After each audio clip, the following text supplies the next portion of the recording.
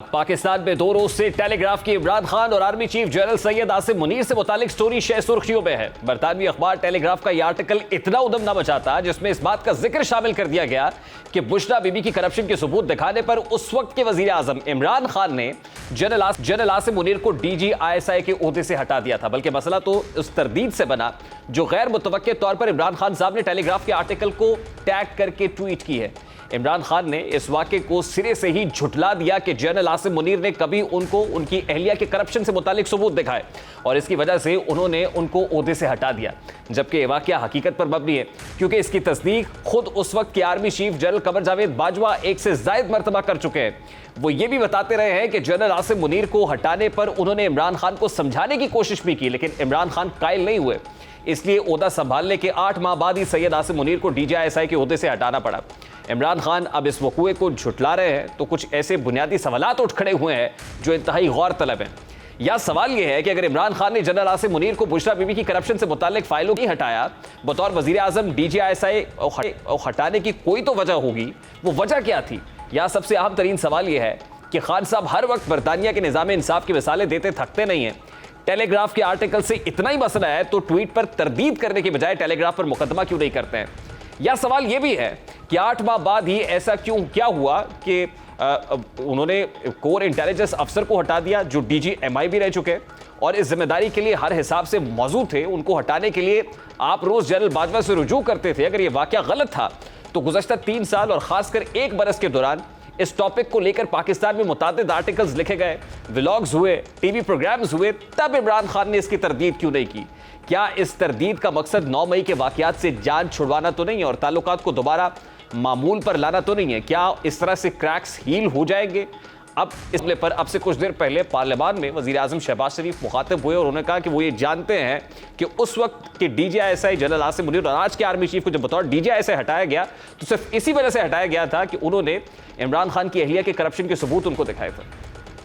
न्याजी ने सफेद झूठ बोला है। बिला खौफ तरदीद ये कह सकता हूँ, मौजूदा सिपा सलार जनरल सैयद आसिम मुनीर ने जब वो DGISI थे तो उन्होंने इमरान न्याजी जो उसको वजीर आजम थे झुरलू इलेक्शन की बुनियाद पर उनको कहा कि आपकी अहलिया मुहतरमा करप्शन में मुलव्वस हैं और उन्होंने ये बात हकायक की बुनियाद पर उनको बताई तो उनको जाहिर है कि इसका बड़ा उनको गुस्सा चढ़ा। उन्होंने इसको बिल्कुल पसंद नहीं किया। In the rest is history. मैं आज आपको गुजारिश करना चाहता हूं कि इमरान न्याजी ने एक मरतबा फिर कौम के सामने सफेद झूठ बोला है।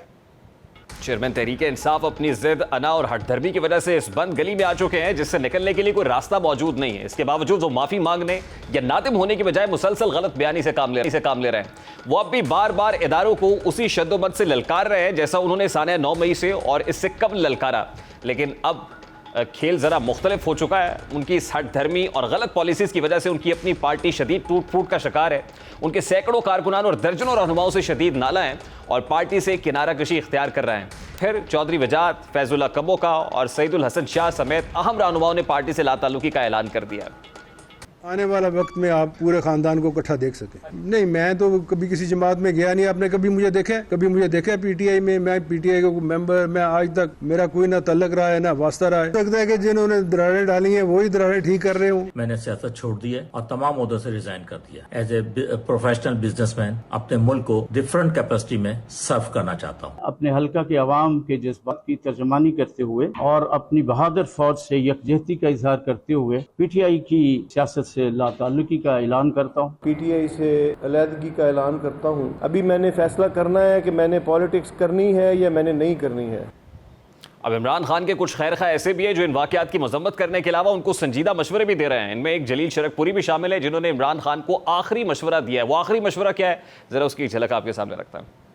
मशवरा मैं अर्ज करना चाहता हूँ कि आप अगर चाहते हैं पाकिस्तान की और अगर चाहते हैं तहरीक इंसाफ को अमली रोल इसका पॉजिटिव रहे, इसकी क़यादत छोड़ दें, सरपरस्ती फरमाएं, तहरीक इंसाफ की जो क़यादत है शाह कराची के सपुर्द करें, असद उमर साहब के सपुर्द करें और चौधरी परवेज लाई साहब के, और फ्यूचर में ये ऐलान कर दें जितना मैंने सोचा है इसके अलावा मुझे कोई अच्छा ऑप्शन नजर नहीं आता। अब मशवरा ये कि तहरीक इंसाफ की बका चाहते हैं तो पार्टी की क़यादत छोड़ दें, पार्टी शाह महमूद कुरैशी और असद उमर के हवाले करके बैरून मुल्क चले जाएं। दूसरी जानिब हुकूमत अब तो ये तहैया कर चुकी है कि पाकिस्तान तहरीक इंसाफ और खासकर इमरान खान से किसी भी किस्म की कोई नरमी नहीं बरती जाएगी। इसकी मिसाल हमें वज़ीर दिफा ख्वाजा आसिफ और राना सनाउल्लाह के रीसेंट स्टेटमेंट्स में मिलती है। वो क्या कह रहे हैं, जरा उसकी एक झलक भी आपको दिखाता हूं। वो कहता है मैं कैद में था, मुझे पता ही नहीं कि बाहर क्या हो रहा था। उसको वो जाली आजम स्वाति का टेलीफोन तो उसको करना याद था, उसके पास टेलीफोन की सहूलत थी वो भी उसको याद था। बाहर लोग जो उसकी इंस्ट्रक्शंस पे तबाही और बर्बादी कर रहे थे, हमारी कौमी शनाख्त को मस्क कर रहे थे, वो उसको याद नहीं, उसके तो कान बंद हो गए। इन्वेस्टिगेशन हो रही है, लेकिन जिन्होंने फौज की तंसीबात पे हमला किया है, जिन्होंने हमारी फौज को ललकारा है,